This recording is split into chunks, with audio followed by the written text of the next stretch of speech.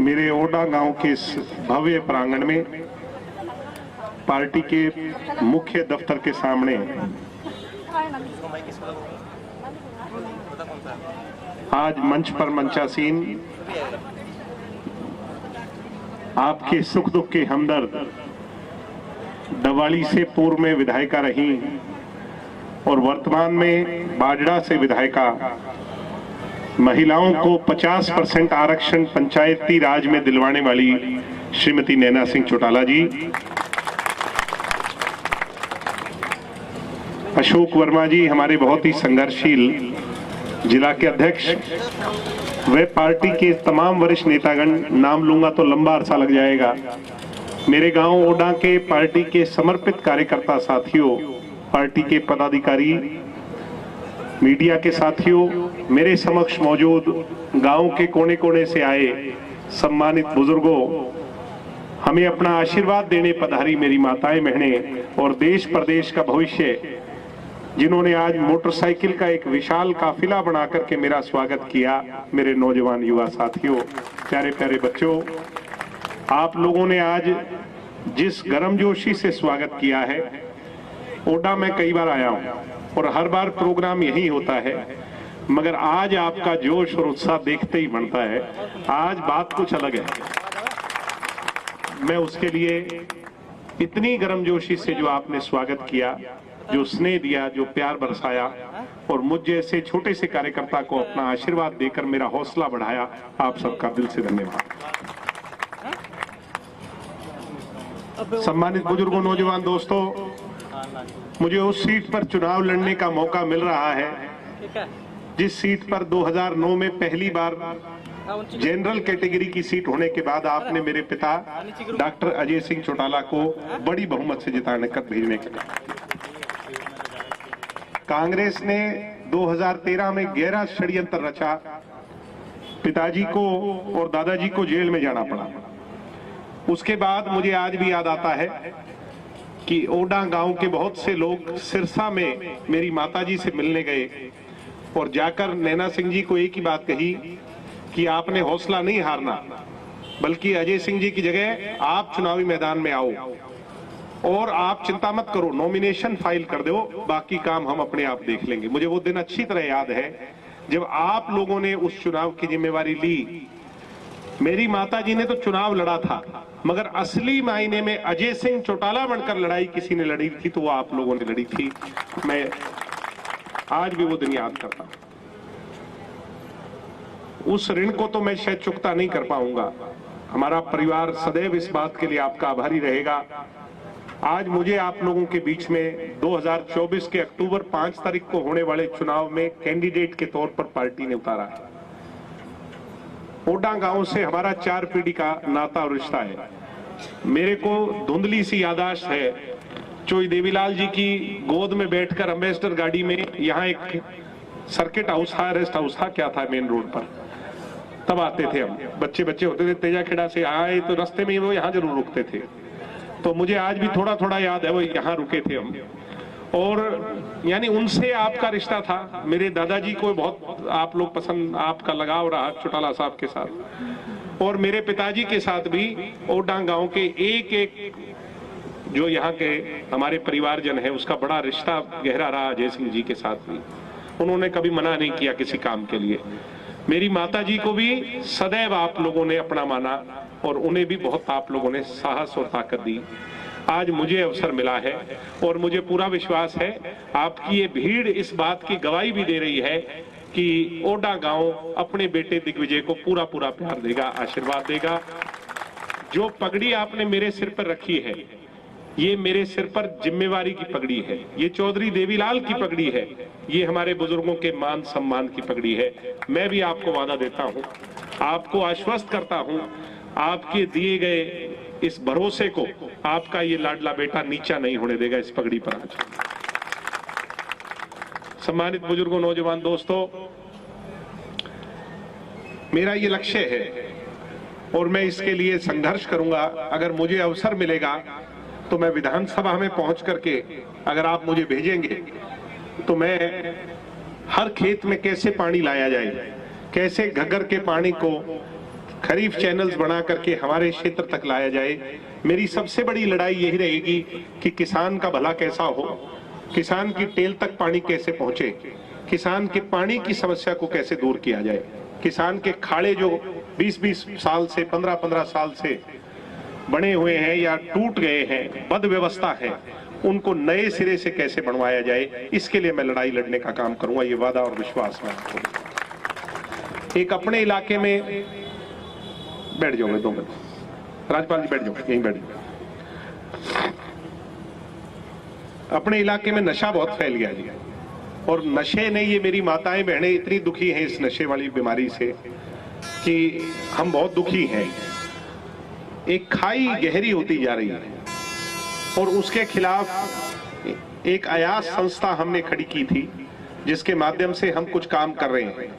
यानी जो लोग नशा खुद छोड़ना चाहते हैं और जो लोग पुनर्वास चाहते हैं नशे के पश्चात, हम उनकी मदद कर रहे हैं। उनकी 1000 लोग हैं, ओडा के भी लगभग 50-60 मरीज हमारे पास हैं जो नशा खुद छोड़ना चाहते हैं और उनका इलाज हमने 3 महीने से चला रखा है। लगभग उनमें बहुत से लोगों को फायदा मिल रहा है।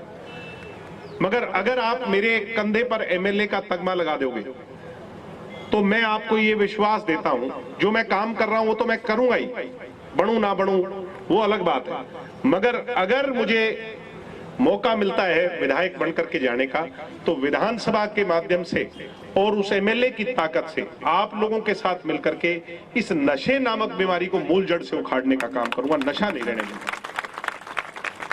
और कोई पार्टी का हो, चाहे हमारी पार्टी का हो या किसी और पार्टी का हो, मैं ये बात फिर कह रहा हूं, चाहे हमारी पार्टी का हो या किसी भी पार्टी का हो, नशा बेचने वाला, नशा उसको जो है ना वो करने वाला, मैं यहां छोड़ूंगा नहीं एक भी। मैं ये मेरी माताओं बहनों से वादा है कि नशे नाम की चीज अपन उखाड़ने का काम करेंगे।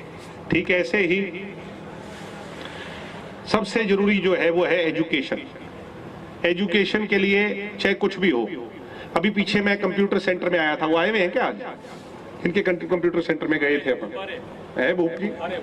हाँ, उनने बैठो बैठो बैठो, तो उनने मेरे को कहा जी हम तो भूंकावाली से कंप्यूटर सेंटर चलाते हैं, कौशल योजना है इनकी कोई पीएम प्रधानमंत्री की कोई स्किल डेवलपमेंट की, तो उसके अंदर वो चाहिए जी।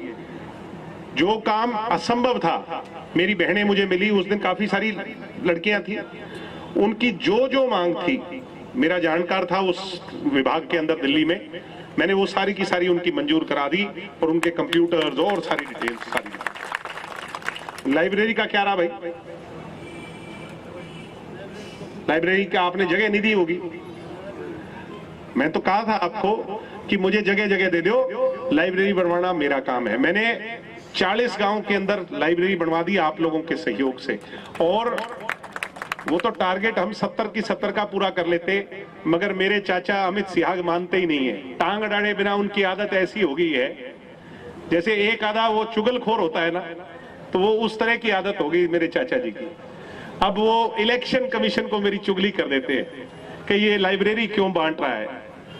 चलो रोक लो थोड़े बहुत दिन, कितने दिन रोकोगे? 5 तक रोक लोगे, 8 तक रोक लोगे? जनता बता रही है भाई आने वाला टाइम किसका है, जनता का फैसला हो सकता है। मैं वादा देता हूं आपको, लाइब्रेरी भी बनेगी, और ओडा में तो अब इनने रुकवाई, मेरी टांग अड़ाई है। मैं आज कह के जा रहा हूं अमित सिहाग जी, देखने आना पड़ेगा, ऐसी इतनी बढ़िया लाइब्रेरी बनवाऊंगा ओडा के अंदर, देखने आना। दूर से दूर कॉलेज बनेंगे, स्कूल बनेंगे, और भगवान ने चाहा एक दिन तो मेडिकल कॉलेज भी बनेगा हमारे डवाली के अंदर, कोई रोक नहीं सकता। पूरे जिले की लड़ाई है, अभी हमारा जिला नहीं है, अभी हमारा पुलिसिया जिला है, ये दुष्यंत जी ने मंजूर कराया। 1 मिनट, मेरा गला बहुत खराब है, उसके बाद भी बोल रहा हूं मैं, आप लोग रुक जाओ। पुलिसिया जिला बनाया तो आदित्य चौटाला जी कहते हैं कि मैंने बनवाया, अमित सिहाग कहते हैं मैंने बनवाया। अमित सिहाग जी से कहूंगा आपके पिताजी 10 साल ओएसडी थे। अगर ये लेटर हेड मुख्यमंत्री का होना, इस पे ऊपर मुख्यमंत्री लिखा हो भूपेंद्र हुड्डा का, उस समय, तो उस समय ओएसडी की मोहर लगती थी तो केवी सिंह की लगती थी कि नहीं लगती थी? तो 10 साल में क्यों नहीं बनाया, केवी सिंह जी से पूछना चाहता हूं मैं। आज मेरे दादाजी हैं, उनसे पूछता हूं क्यों नहीं बनाया 10 साल के अंदर, हालात तो तब भी ऐसे थे। और आदित्य चाचा जी से भी पूछना चाहता हूं कि अब तो चलो आप बीजेपी से चले जाओगे, 1-2 दिन की बात है, मगर आपने 5 साल मनोहर लाल खट्टर की पहली सरकार में क्यों नहीं बनवाया भाई? मेरी बात जायज है कि नहीं है? तो दुष्यंत आ गया, अब दुष्यंत ने कोई सड़क बनवा दी, मैं बनवाई है सड़क, कोई नहर बनवा दी, क्योंकि दुष्यंत जी उप मुख्यमंत्री थे, यहां आकर के रोज की रोज पत्थर पर फीता नहीं काट सकते थे। सहमत हो कि नहीं आप इस बात से? जो काम तो करवाए दुष्यंत चौटाला, और उसका फायदा लेने की होड़ में ये दोनों लगे रहे, और इनके सिवाय इनके पास कोई काम नहीं। अभी हम कल परसों एक गांव में गए हुए थे, एक तो बोर्ड लगा हुआ है जी आदित्य देवीलाल नींव पत्थर का, चलो जी ठीक है। दूसरा है जी काम शुरू होने का, तीसरा है जी काम खत्म होने का, सड़क बनी नहीं, बोर्ड 3 लगे। तो ये है बोर्ड वाले नेता और अपन है काम वाले लोग, ये जो काम वाले बैठे हैं। आपने मेरे को क्या क्या काम लगाया, 2-3 शेड जिम्मे लगाए कि नहीं? क्या स्टेटस है उनके शेड का, और कितने दिन पहले लगाए थे बताओ, आप खुद बता दो। सामान आ गया और चालू है कि नहीं है? चालू है। मेरे इन बच्चों को लाने ले जाने के लिए एक फिटर रेडा, मैंने कहा जाके ले लो, और सारा काम आपका वो सब हुआ है मानो। और जो जो काम जिम्मे लगाए थे, अभी ये रणदीप जी मेरे को बता रहे थे, गौशाला बड़ा ठीक है जी, और उसके सिवाय आपकी फिरनी दुष्यंत जी ने बनवाई, धर्मशाला की बात थी, जितने जितने मंदिर का शेड वाला बात जो आप मेरे को लेके गए, और जितने बच्चों को प्राइवेट रोजगार के लिए, मैंने कहा मेरे पास ले आओ, मेरे को बहुत लोग जानते हैं, मैं अपने आप एडजस्ट कराऊंगा, तुम्हें क्या मतलब है मैं कैसे ही कराऊंगा। वो सारे एडजस्ट करवाए कि नहीं करवाए? आपको काम से मतलब है या बोर्ड पे लिखे हुए नाम से मतलब है? तो काम से मतलब है, तो फिर आप इन दोनों को आजमा चुके हो। एक मौका मेरे को, अभी तो जब मैं बिना पद के कर रहा हूं, एक मौके मेरे पास पद आ जाएगा तो फिर बल्ले बल्ले हो जाएगी कि नहीं? ढीले ढीले क्यों बोल रहे हो? वो फिर बढ़िया होगा कि नहीं होगा? तो एक मौके मेरे को पूरा ही आजमा लो। आपने इनको 10-10 साल दे दिए, किसी को 5 साल दे दिए, इनके पास कोई बहाना नहीं बचा।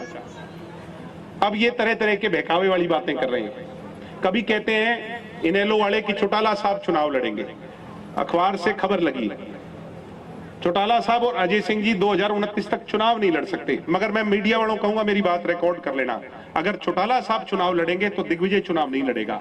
और हमारा एक एक वो जो है, रुको, हमारा एक एक आदमी फिर चौटाला साहब की मदद करेगा। क्यों नहीं करेगा? हम उनके सारे उन्हीं के बनाए हुए हैं, फिर हम चौटाला साहब की मदद करेंगे। मगर ये सारे के सारे क्यों कर रहे हैं मैं बताऊं? इनके पास, बेचारों के पास कुछ बचा नहीं। अब ये उस वोट बैंक को कैसे रोकें, क्योंकि वो सारे के सारे हर रोज हमारी तरफ शिफ्ट हो रहे हैं। यही बात है कि नहीं है? तो ये बात कह दो कि फिर, और मेरे हिसाब से अगर चौटाला साहब चुनाव लड़ते हैं तो आदित्य को भी नहीं लड़ना चाहिए, और लड़ना है फिर केवी सिंह के लड़के को भी नहीं चाहिए। उनके संघर्ष के सामने हमारी क्या हैसियत है फिर किसी की? आप सहमत हो कि नहीं इस बात से? फिर तो उनको तो, अगर वो चुनाव लड़ेंगे तो किसी पार्टी का कोई कैंडिडेट नहीं आना चाहिए। ये बात मैं कहना चाहता हूं और रिकॉर्ड। और अगर वो नहीं लड़ेंगे तो फिर ये जो कान खजूरी बातें चल रही है ना, खुल के क्यों नहीं बोलते कि 8 तारीख को इनेलो ज्वाइन कर रहा हूं? सहमत हो कि नहीं? जब लड़ाई लड़नी है तो खुल के लड़ाई होनी चाहिए, संघर्ष होना चाहिए। चुनावी संघर्ष तो फिर खुल के होने चाहिए। दबई जबान वाली बातों का क्या संघर्ष है? तो इसलिए आप मेरे से काम ले। और ये कई बार कह देते चुनाव के बाद, मैं कहता हूं चुनाव से पहले ले, मेरे से काम ले। इनके इतना डर हो गया, मैं आप मीडिया वालों को बताऊंगा, ये पीछे भी खड़े हैं मीडिया वाले। माखा गांव के अंदर कोई किसान अपने 2 एकड़ की पाइप ले आया बेचारा खुद के पैसों से, तभी पुलिस भेज दी। पुलिस वालों ने पाइप पकड़ ली, उसके पास बेचारे के पास कोई बिल नहीं था, थाने ले गए, बोला ये दिग्विजय ने भिजवाई है ना। तो इनके ऐसा खौफ हो गया। मैंने क्या कहा कि वो, मैंने कहा भाई गरीब किसान ने खुद के पैसों से पाइप ली है, तुम्हारे को किस बात का वो है भाई? अपने खेत में थे, कोई पाइप डाले।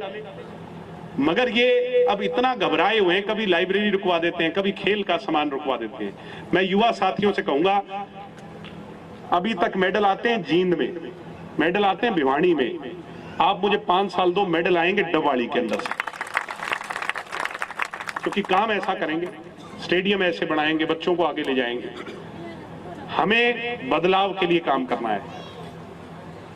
डबवाली को नंबर 1 कैसे लेके जाना है, और बोलने में तो मैं वहां छोड़ूंगा नहीं कमी। अगर आप मेरे को भेज दोगे, क्योंकि सारे दिन ये छात्र राजनीति में बोलने वाला ही काम सीखा है। आपको कोई शक है क्या बोलने में मार खा जाऊंगा मैं? तो बस बोलने वाला चाहिए यार, काम करवाने वाला चाहिए। आपको सारे काम आपके बढ़िया हो। माताओं बहनों की सम्मान में कभी आंच नहीं आने दूंगा, बुजुर्गों की इज्जत में कभी कमी नहीं आने दूंगा, आपकी पगड़ी नीची नहीं होने दूंगा, नौजवानों का काम करूंगा। आप मेरे पर भरोसा करो, और मुझे उम्मीद है आने वाली 5 अक्टूबर को चाबी आप जो है उस पर मशीन पर दबा दबा के यहां से हवा चलाओगे। वो कहते थे लहर चलती है जी महम से, पुरानी बातें हो गई, अब लहर चलेगी यहां से जो है डबवाली से, और तूफान बनेगा। ये चलनी तो शुरू हो ही गई, देख लो हवा ठंडी ठंडी, ठीक है कि नहीं। और किसी भी गरीब आदमी के घर पे अगर छत की बात है, मैं करवाऊंगा उस जो है ना आप, और इसमें भेदभाव नहीं करेंगे। जो सबसे बड़ी हो रही है, कांग्रेस वाले अगर एमएलए बन गया तो वो अपने वाले दे देता है, फार्म इनके मंजूर कर दो जी, नाजायज का हो जाता है, जायज रह जाता है। किसी का मकान की बात है, चाहे किसी गरीब की मदद की बात है, कोई पार्टीबाजी नहीं होगी, जो जायज है उसकी मदद होगी, ये मैं वादा रहा हूं। 36 बिरादरी हर वर्ग को साथ लेकर के चलेंगे। बातें बोलने की बहुत है, मगर आगे लेट हो रहे हैं। मैं तो आपके बीच में आता रहूंगा। आज तो हम सुनने आए हैं श्रीमती नैना सिंह चौटाला जी को, वो आए और अपनी बात रखें। आप सबका बहुत बहुत धन्यवाद। एक बात और भूल गया जी, 10 तारीख को मैं नॉमिनेशन भरने जा रहा हूं। मैं नॉमिनेशन नहीं भरने जा रहा, डबवाली अपने विकास का नॉमिनेशन भरने जा रही है। तो उस विकास के भविष्य के नॉमिनेशन में आप सारे आओगे तो नैना सिंह चौटाला जी को दोनों हाथ खड़े कर करके विश्वास दिलाओ। मीडिया वालों को कहूंगा, मैं देख लो सारे के सारे, अगर एक गांव से इतने आएंगे तो सोच लो 70 गांवों से कितने आएंगे, और शहर वाले कितने हो जाएंगे, और फिर हरियाणा से कितने आएंगे। इसलिए मैं कह रहा हूं कि ये दिन दोनों को भी मेरे सामने 10 तारीख को भी भरना चाहिए पर्चा। पीछे ना हट जाइए कहीं, कोई मंगलवार का बढ़िया दिन है, कह दो उसी दिन भीड़ की आजमाइश हो जाए, वे किसके साथ कितने से रहे।